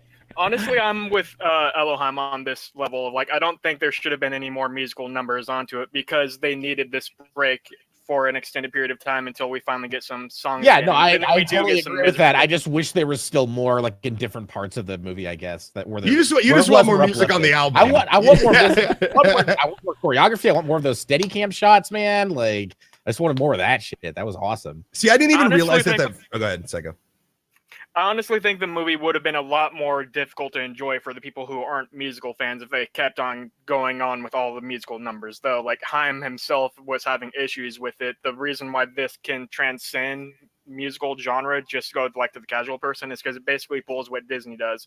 Has a lot of music in it. There's a lot of musical numbers in it, but then they also allow more than enough time to have breaks in between it, and they don't make the musical numbers get forced necessarily. They have it be build up to it. And yeah, you're definitely a musical fan. I love musicals. Singing in the Rain's my favorite, like every dead dog in their family. But this movie and this generation, it can't handle that much musical numbers being done. Like all that sing and dance, I just don't see that surviving well. I agree with that. I mean, I think you need an extended period of time of just straight acting, to really... it's a mixture. It's like getting just a lot of acting to develop or to build up a moment or a scene. And then sometimes you can like have that scene be a musical number. But, this day and age, we're just very much used to not having, music involved with it. Music just kind of adds this levity to certain moments, or at least generally speaking. And they didn't really want that at the end of the movie. Have you seen that? This is kind of on topic. Have you seen that Every Frame of Painting video about how all the Marvel movies, there's been like 14 of them so far, and none of them have any like memorable music in them. They're just all like, what are you talking about? Like this Iron Man music is like good stuff. Like there's like AC/DC, Guardians baby. of the Galaxy is the only one that has Guardian Galaxy too song, like that you can actually like get behind. But that was already classic music. Most those are all no. The actual score, like there's an actual score happening when they break out of the prison, and it's really catchy. It's like, I don't remember it. But every other Marvel movie just doesn't really have a score. Like it has a score, but it's just like background music. It's like elevator music essentially for a superhero film. And it's just like, I feel like having a movie like this, which is all about music and all about celebrating music, is awesome because it's kind of getting lost in Hollywood. But are you gonna remember the music though, Diction, in like a year or two? I've been listening to the soundtrack over and over and over again while we've been talking, and it's fucking great. And I saved all the songs and shit. Okay. I will definitely remember it. Yeah. Like, this maybe is not kind the of lyrics, but definitely the beats. This is kind of a segue, but kind of not, because there was something I wanted to talk about. First of all, maybe I don't understand observatories, but it always seems like they always seem not enough acid here to observe. No. It always seems like people can get into the observatories like no problem. Like like when especially so there's an observatory in LA, correct? Like there's an observatory there. Like this is like the one in GTA. Like that GTA 5, is that supposed to be modeled off of the I don't know. I'm really asking. That's assuming that's it actually is in LA. Yes, because like in Rebel Without a Cause, they do a knife fight up there in Rebel Without a Cause. And then like in BoJack Horseman, I mean it's a cartoon, whatever. Like they go there at like late at night. Is this thing like open 24/7 where people? I think it might be. Yeah. Okay, maybe it is. Maybe it is, and I don't know. But it seemed like they snuck in It seemed like they had snuck in and they were, you know, whatever. I'm like, but I always see this. Like in like a lot of different things. It's like they let's go to the observatory. Like everybody wants to go to the fucking observatory like 3 a.m. in the morning. Is this thing open 24 hours or I don't understand. I don't think most observatories are open 24/7. I can't speak to the one down in Los Angeles because I don't live there. It's just I've used to be interested in astronomy for a little bit and went to an observatory all the bloody time because I was dumb at the time. And it like they are open, especially during night for people who actually. That would make sense. Yeah, that would make sense to be open at night. Yeah. Yeah, I don't know, man. I like. By the way, Ellohime, you should definitely look up cinema sins, judging by how you like notice like. Okay, let's put in some realism here. It seems like something you enjoy because it's just totally calling out the. Oh yeah, no, I've watched those videos before. I think they get a little too nitpicky even for me, but I do enjoy them. I do love their like, yeah, I know exactly what you're talking about, and every time I watch it, I'm like, yep. I'm like, okay, like sometimes they get a little, and you can tell he's trying sometimes a little too hard, but like he's like trying to find something. But no, I know exactly what you're talking about. And yes, no, and it wasn't. I'm not saying that like, oh, it looked like they had snuck in. I'm not even saying that this was a bad scene or anything like that. I'm not even talking about the movie. I'm just trying to understand how this observatory's fucking hours work, because it always seems like in everything that has to do with this observatory, this specific one in LA, like people always just end up there at night. Like it's just always like something like in like late at night, or they just show it in so many different things. Anyways, that aside, my least favorite song and my least favorite scene is in the observatory when they float off into the sky. I don't mind the floating off thing. I don't mind it. It was the way that they did it. And I know that they did it to make it look more old timey, you know, like it does kind of look old timey. He's got the handkerchief and he cleans off the thing. Nobody's cleaning off handkerchiefs to shit you've already touched in these days. Like no dude's doing it. No guy walks around with a handkerchief anymore unless he's like shooting for a certain kind of fashion. All right. like nobody just keeps a hanky with it. I feel like Ryan Gosling would though. Yeah. Maybe Ryan Gosling would keep a hanky. But what I'm saying is like the way like he throws it. Right here because I do actually carry a hanky, but that's also because I'm a big fan of Ron Swanson and that fucking like that's a big thing with him, and I'm like, okay, yeah, so that makes sense. I'm gonna totally carry one myself, so I'm kind of cheap. As a tribute to a character that you appreciate, yes, you carry around a handkerchief, but you're not like, man, my nose is running so much, I got to keep a 24-hour handkerchief with me. Like, or man, like in old school days, they used to have handkerchiefs all the time. Like it was just something that you did. You had it embroidered. You had all sorts. Like every dude had a handkerchief. My dad had right? one. Yep. Yes, yeah, and that was like a thing. They don't do like that's not a thing today, but they have it in the movie, so I can appreciate. I'm not disagreeing or agreeing with that. I think that having a hanky is probably better than not having a hanky. What I'm saying though is that like I sweat when he a like lot, throws so it, having one of those to dab. Yeah, I'm right there with you, man. I'm a big dude. I run hot. You know, I'd love a little like pat. They call them bandanas nowadays. If it didn't look like such a fat man thing to do it like a table, like having a steak, I pull out my hanky and like blot my fucking sweat off my forehead.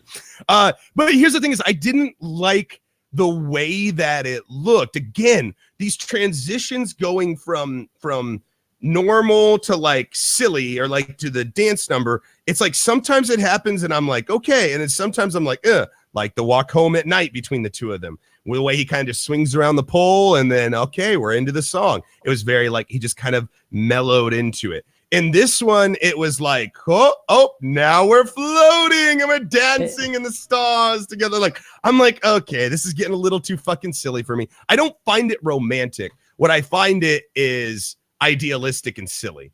That's what I find it when it has like a scene like that. I just think not to say I disagree with love songs. I just feel like the way they shot that, it looked weird. Them going up. I liked when they were, and Cora and I talked about this. I liked when they were actually up in the stars. Yeah, and they were, dancing and stuff. I loved that, but the transition to that and the transition out of it actually wasn't even that bad. It's the transition to it that I guess I have a hard time. Were they just like the wires? Yeah. It was. It reminded me of Christopher Walken in that one. Oh, song. Yeah, the Fat Boy Slim. That was so good though. Yeah, dude, that's what it is. Good. It is good, but like Dude. It reminded me of that, and it made me giggle, and it made me like I'm supposed to when I'm watching this. What is the reaction that the director is wanting to elicit from me, right? Is it, this is silly, I'm giggling to myself? No, I don't think so. I think what he was trying to go for, and I'm presuming a lot, but I think what he was trying to go for was a more romantic thing, a more, surreal, like a kind of idealistic. It's kind of like the height of their relationship. It's almost like the novelty of a new beginning of a relationship. You know, this the honeymoon phase, if you will. You know, and that dance and that whole sequence was kind of about that, the romantic spontaneity of breaking into the observatory, then the romantic, you know, dance, and at the end of it, they kiss. You know, like it's supposed to be this grand romantic kind of thing. It's the height of it. But I just found myself kind of giggling at it when he's just like, now we're Peter Pan, and we're, you know, like just kind of floating off. Like it I don't know. It just kind of. But it's supposed to be a light moment. It's supposed to be this fanciful light moment, and it's kind of like what I said about the first scene. Like you need this extremity so that you can see how, you know, just until you have this relativity when you come back to this more reality, you know, just like no musical aspect of it, which is like the straight acting, the more realism aspect of it. That's what makes this movie. Like if you didn't have those extremes, the movie, you know, you wouldn't like have that dynamic, and it just wouldn't be as special if you didn't have those moments. So I know what you're getting at. Did you find it silly? It was a little bit silly, but it, like, for me, it's necessary from the standpoint of the whole composition of the movie. I didn't think silly. I thought whimsical. Yeah, whimsical, fanciful. You know, that's. See, I feel like I should have felt whimsical, but I feel like I felt silly. So I can see where more silly because they had the handkerchief bit float up like that too first, and it's like, oh, Sure, let's go ahead and copy what this handkerchief thing does. Like this handkerchief turned into a kite. Let's everybody turn. Yes, into a kite. I think it was the handkerchief. I really do think it was the You handkerchief just ate that that made me go, handkerchief. this isn't whimsical. And again, it's important the way you structure a shot and how everything. And I get that. Like it reminded me of older movies I've seen where they use something in the fit. Like I'm trying to think of an example where like they use an object and the object doesn't do what it's supposed to do normally, and then it's almost like they realize that the world that they're in right now isn't the normal world. It has different rules or anti-gravity or whatever it is. You know, in this case it was like lack of gravity. Yeah. And then they use that in the sequence of choreography, blah blah blah blah blah, right? You establish that these new principles and these new rules exist now. So now what are we going to do with them now that we discover them? So it was like they discovered it with the handkerchief, right? They threw the handkerchief, it floated. Oh, now that we've danced enough to change gravity. So now let's go into the sky and dance. Like, okay, cool. But I don't like the way they like presented it. Again, I like the dancing in the sky. I like when they come down and kiss. I like all that shit. It's just the way they like presented it. I'm trying to think of like another scene where that happens, but it happens pretty. It's like a common thing, like in like dancing, like old school dancing choreography. But I can't think of a specific scene. I just didn't like the way they like discover it. It's like Psycho said, like the handkerchief and then it floats off and it's like, yeah, had they done it with like the dress fluttering some, then it would have been much better and it wouldn't have taken you out of the moment, in my personal opinion, at least. Yeah, and he just kind of tosses her up there. You know, no questions. No, I would have liked it. I think I would have liked it better if while they were dancing, their feet sort of like when he was like if he were to spin her, if she would like kind of stay above the ground longer than she should, right? And then they both kind of notice it in the dance, and then together they kind of work up to dancing into the sky. You know, like okay, he picks her up, he swings her around, and he realizes, oh, she maybe is way lighter, or her legs just kind of dangle across the ground. You know, there's like subtler ways to show it than I pull out a handkerchief and throw it and it floats, so now we can float. You know, like I wish it was more part of the choreography, the discovery of this like anti-gravity and then going up into the sky and then continuing. I feel like you're looking into it way too harshly. I do too. Maybe like it's a fucking musical, dude. Like you can throw logic out the window as soon as those people get out of their car in the beginning. I know, but I just feel like singing. Like, so silly.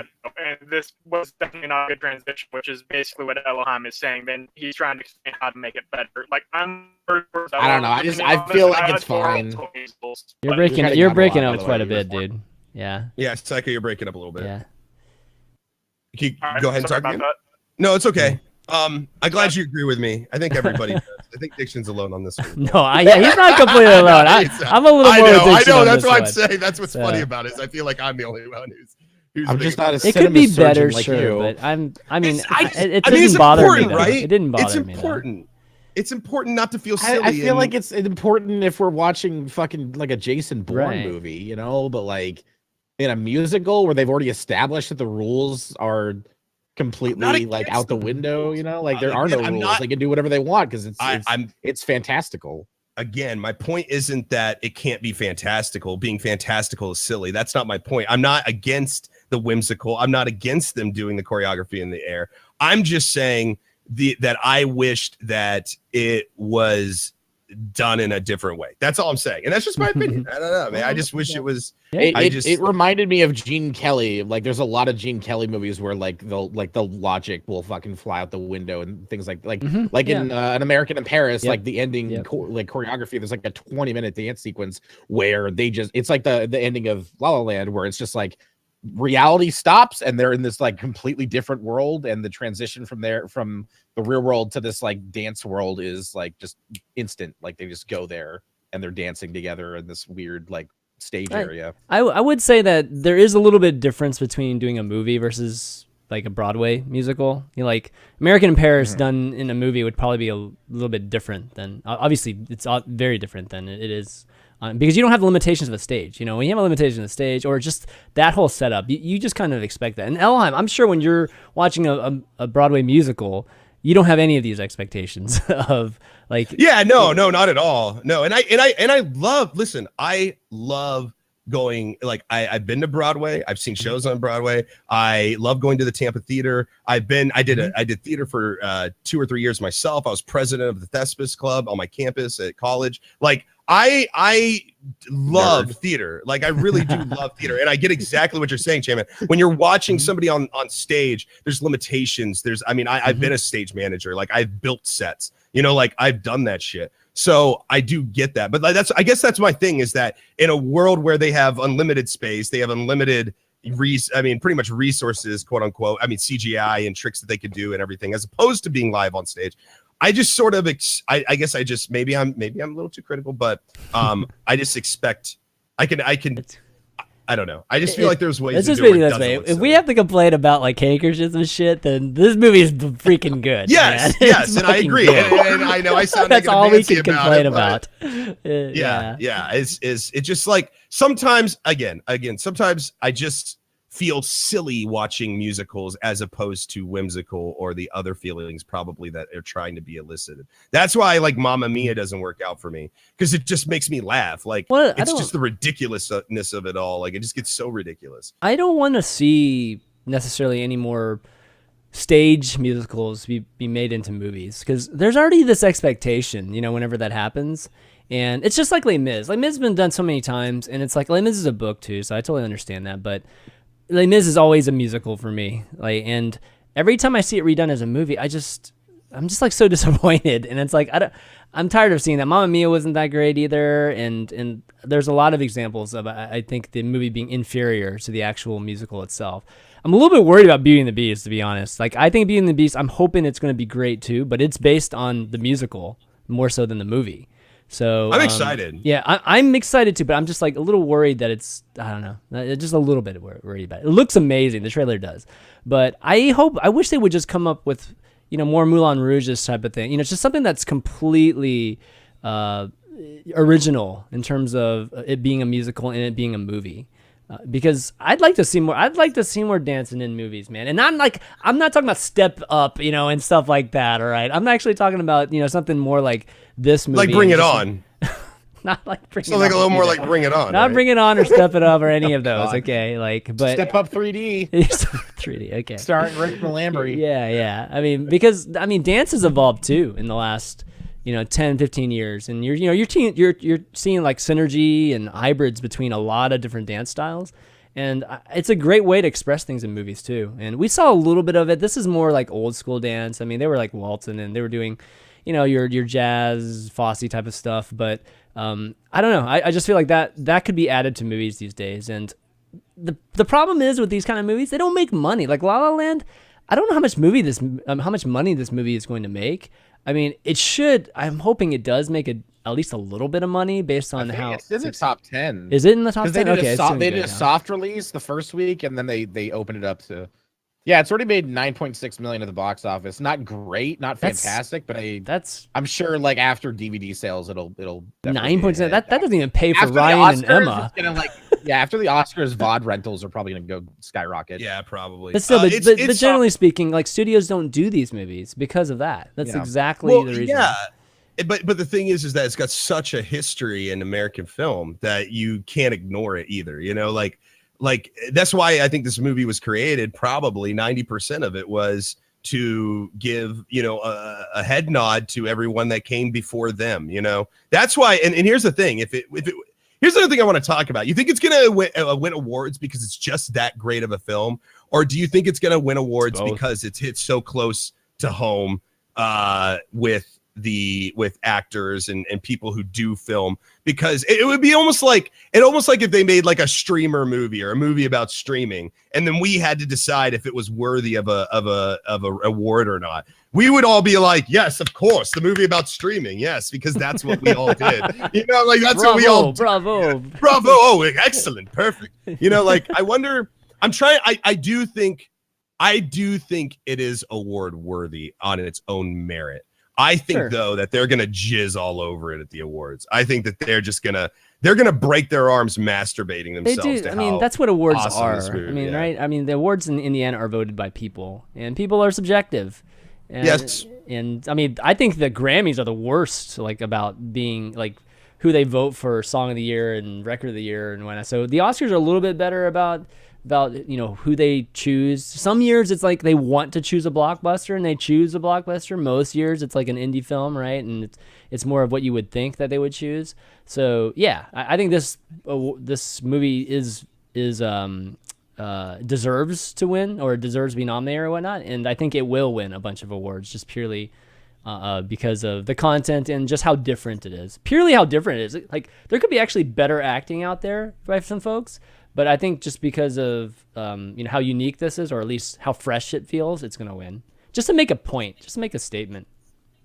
Yeah, I enjoyed it a lot more than I thought I would. I could tell he's like, gosh, you guys are gonna make me like watch this, even though like I've been sick this entire week and all. Oh no, there was no way I could sit in a film and give like time to a film in a theater last week. They're just not happening. That's great that you enjoyed it though. I'm happy you. No, it was very good. No, it was very good, and I'm very, very, very critical about musicals, especially because I enjoy them so much. I really do enjoy them so much. It's just again, it's a very special kind of musical that I can really get into, as long as the music doesn't feel like frivolous or just kind of out there like for no reason. Again, I have to have feeling and emotion behind the things that are being said. I like when they're talking to each other in a song. I like when somebody sings a song to somebody or about somebody, or you know, as opposed to just, we've made it to New York, here we are in New York. You know, it's like, okay, great, you made it to New York. Yeah, like I don't care about you. The musicals where it's opera style, right? But not opera, like Rent, where like literally there's very little actual dialogue and it's all being sing-songy. It just doesn't register with me because I need a beat, I need a chorus, you know, I need like a song structure. And when you get rid of that structure, it kind of falls apart for me. And that's how I felt about Rent. I saw that and I was like, but before that I'd seen La Boheme, the Baz Luhrmann production, which is what Rent is based off of. And I was like, this is beautiful. This is awesome. Because it was an actual opera. So it's like there were melodies. And the same thing with like a Repo, the Genetic Opera. I fucking hated that movie. Everyone's like, oh, it's so cool. It's all like dark and bloody and gory. And it's like the meat puppets to the music. I'm like, yeah, but the songs fucking suck ass. Like they're not good. It's not good music. It's bad music. We haven't even mentioned this one, but it's one of my favorite musicals out there. And it's Dr. Horrible. I love Dr. Horrible. Dr. Horrible, Sing Along Blog or whatever. I know we don't really think about it as a musical. I don't really think about it, but it's really it is a musical, and it's a good again, because they're not. I don't mean when they're like talking to each other, singing to each other. What I mean is like Dr. Horrible kind of stuff, where the songs are based around the characters and like how they feel about what they're doing, what their other characters doing. It's not just like, hey, how are you doing? I'm doing fine. How are you? You know, like I don't fucking care about that. That's good exposition. The Rent style is bad exposition. I agree. I agree. And I love the songs in Rent, but the story. People love Rent though. Yeah, I'm not a fan of Rent. I like them as standalone songs. Exactly. Yeah, individual songs, standalone. I'm okay with most of them. But the whole thing together, I would rather stub my toe than watch 2 hours of Rent. You know, like I honestly, if you gave me the choice, I'd be like, how hard do I have to hit my toe? Like that's how I'd be. So, yeah, no, but again, I think it's a beautiful. I'm glad that we covered this because I think that it's an important part of film. I think it has a place in film. I think that there are a lot of people out there that appreciate it, and I think there's a lot of people out there that would probably watch and go more if there were more of these produced too. Like I think that a lot of people don't have certain gateways into this kind of genre of film. Like you have to, I think you sort of have to be creative minded in general most of the time to kind of seek this stuff out, to enjoy Broadway. I hope it doesn't become like a Hollywood trendsetter in the way that Deadpool was, where Deadpool was super successful and then all the studios are like, oh fuck, we got to make our movies R-rated now, and they completely missed the point of why people like Deadpool. You know, it wasn't because it was R-rated, it was because it was fucking funny and like, you know, it was like well produced and good. And so like I have a feeling that this might set a trend like, oh shit, we got to make more musicals. Like, no, don't just make a musical to make a musical, dude. Like the reason this movie works because it was well written, well produced. Like the director had a vision and he fucking followed through, and the story did not like go off the rails. Whereas like I feel like I don't know, like a lot of the time they see a trend in Hollywood and they try to go with it, like the superhero movie trend. And it doesn't always work. A lot of the time, it really doesn't work at all, you know. And then it's just because they're just trying to throw a superhero movie out there and hope it makes money. And that's always never a good mentality when you're trying to make a film. And you want to know one of the few reasons I think that this even still works today is because of Disney. I think Disney is about as musical friendly as you can get when it comes to film. Because a lot of us have seen Disney movies growing up, and we don't really think of the movies that we watch Disney movies as musicals. Oh, they are totally. But they are. Every single one of them basically is a musical. And so, as kids, I think that we get accustomed to watching films that have songs and go into song. I think a lot of that has to do with Disney. Honestly, personally, Disney is probably had a lot to do with what got me okay and into Broadway, and stuff like that, because I just enjoy most Disney songs so much. Like I have my own qualms about Disney as a company, but as far as their music, I do enjoy it. I think they, whatever. But I think I'm so glad that we covered this one though, because I think it's outside of our comfort zone, or at least I as a show. It's different. It's way different than everything else. It's not as nerdy as the last like. It's not sci-fi. It's not your typical. So now that we've kind of gone out of our comfort zone, should we go ahead and reveal like what we're doing? Well, actually, let's say bye to Psycho. Psycho, thanks for joining us, man. Good stuff. Oh yeah, thanks, as always. Later, Chan. Later, all you guys. Thanks for having me. Later. See you, man. Dude. Yeah, let's reveal next week's content topic. And here we go. Drum roll. There's no drum roll though. The Expanse. Yeah, by the way, we're right back into sci-fi. Yeah, we're back into sci-fi. Let's go way back into what we normally do. We put one little toe outside into something we didn't know. We're like, it's cold there. Let's go back. Let's go back. It's cold there.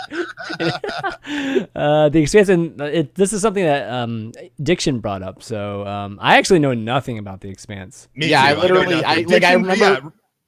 I remember the reviews when it first came out, and it was like, this is a fucking solid sci-fi show. I was like, oh, cool. I don't have cable, though. It's on Sci-Fi. So I had to wait. Now it's on Amazon Prime. So I started watching it, and it is really good. And it's really good hard sci-fi, which it scratches an itch.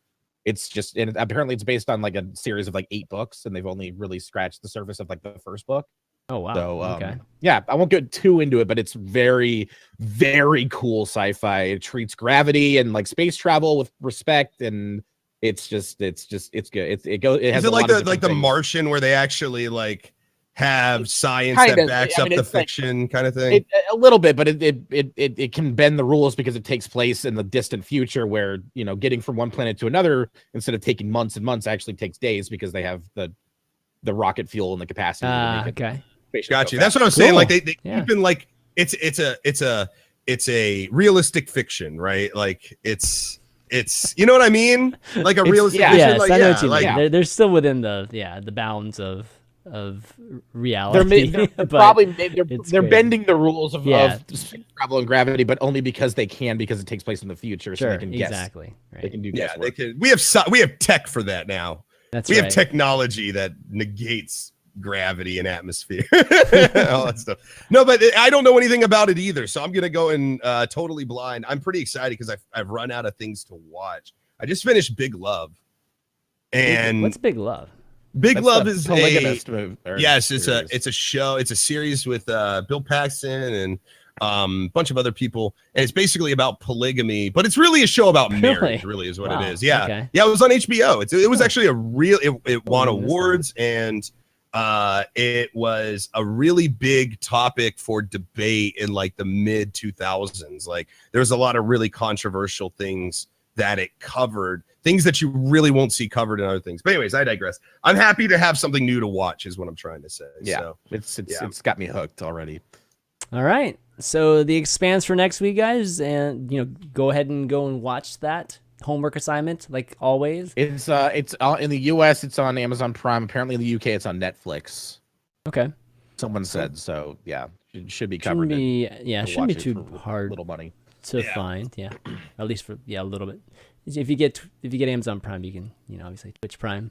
One of these guys or one of us here, so you can get double the value. that free Double the sub. value. and don't forget about that iTunes. And don't forget that iTunes too. That's right, guys. We are available on iTunes, and if you guys can find us by typing spoiler alerts on iTunes, that'd be great. Leave us a great review if you enjoy the show. And that goes for everybody. Everybody that's on iTunes, please go and leave us a rating there because it helps out greatly. Again, man, that website is one of the worst made websites ever. Which one? I just cannot navigate the iTunes website. It's not even a website. It's like an app. But it's like it's hard. You can go there. Hell to find shit. Yeah. Yeah, I hate it, man. Even I if you feel type in spoiler alerts right now, this is how bad our SEO is. We're probably like 20th on the list for spoiler alerts. So we need a lot of help in terms of ratings there. If you guys So there's like to give us 19 other 5 shows stars. named Spoiler Alert that like are better than us. Fuck those guys. I know. We're the least important Spoiler Alert. Exactly. Can you imagine Do that? they have Oh, do we they were so have as original with coming diverse up a with cast of hosts with beards and no beards? no Like beards? I feel like No beards and no the beards. diversity on this. Look, we're not pointing at anybody here. I'm But just there's trying to fill a somebody who's not quota. following the- I'm just filling a quota for this, all right? So that we don't get any like racial comments here. Yeah. You give us so much cultural diversity with what we say. You give us credibility to go places a normal white It's like, person. oh, Asian. No, that's you, Chan. Go for it. But anyways, man. The Expanse for next week, guys. You can find the VODs for this. This is obviously on youtube.com/ChanManV. All of our previous 14 episodes are there too. So if you're interested in all kinds of different movies and TV series that we've talked, even comics that we've talked about, go check that out. But why don't we do some shout outs? Wrap up the show. Diction. Hi, I'm EatMyDiction. I stream at twitch.tv/EatMyDiction1. I'll be on later tonight at 5 p.m. Not sure what I'm playing, but we'll have a good time. Possibly.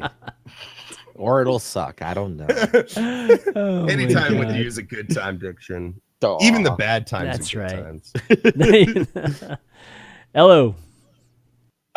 You guys can wait. Yeah, Can we are find on me my here. channel. Yes. Yeah, I can find Yes. me here. Just sometimes we do other people's channels, so I'm like, I don't know where we're at right now. But I pulled up my chat, so you guys can find me here. Last stream I did was RimWorld. I don't know what we're gonna stream in the morning, but we are gonna stream in the morning, and I don't know what it is yet. It could be a number of things. It could be Diablo 3, the new season. Oh. Came out, do something a little different. Every now and then I jump in and I stream some Diablo every now and then. You guys some of you are used to that. Maybe some Warhammer. I've gotten into Total War again. Could be some Binding of Isaac. Could go back into RimWorld, or we could finish up the Skyrim run. I don't know. I'm still trying to figure it out. I might jump into Skyrim just so we can finish up the story because I haven't completed it yet, and it's been probably like a week or so since I've done some Skyrim. So, anyways, it'll be in the morning. Hopefully, you guys come check us out or check me out. And fuck these guys. Fuck yeah. Yeah. Oh yeah, and Diablo 3 has Diablo 1 in it now. They added exactly. I played a little bit of it last night. I killed the butcher and then I stopped. So The 20th anniversary. It's crazy. It's been 20 years since the first one. Yeah, it's Amazing. insane to think how far it's come. I remember being in the first time I ever played Diablo was in an internet cafe, actually. Oh wow. My little brother, you know when internet cafes were big, like back in like the early 2000s or even like late 90s kind of thing. And I remember my brother, his dad had a son. Or sorry, no, my brother, his dad. Sorry. My brother's friend's dad owned one of these like cyber cafes. So they threw a party there. So I went for my little brother's friend. And I was like, this is going to be boring.